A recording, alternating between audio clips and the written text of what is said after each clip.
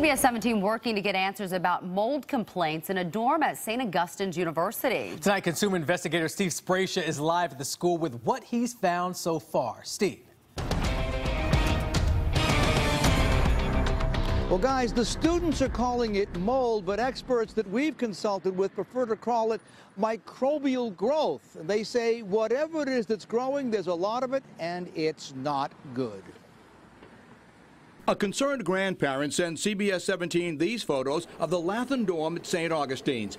A number of students told me there is a problem with what they say is mold in the buildings at the school, but most were worried about talking about it on camera.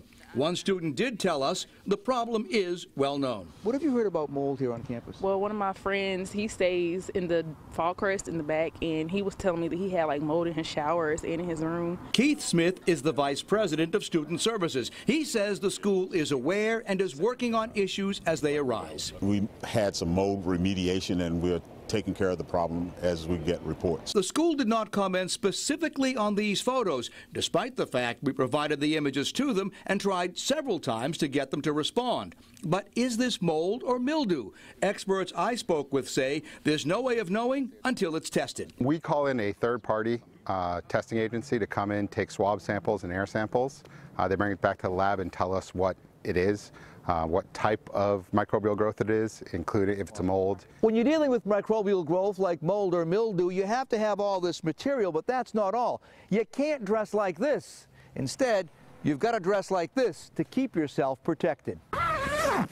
You can't kill mold.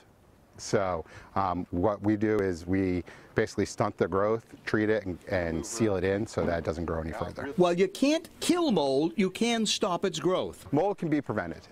It's controlling moisture, it's controlling food sources for it, and if you control those things, mold shouldn't grow. I asked the school what parents should think when they see reports of growth like that in buildings on campus. Health and safety is paramount here at St. Augustine University, and I will also say that we're investigating the situation in a nutshell. That's essentially what I would tell them.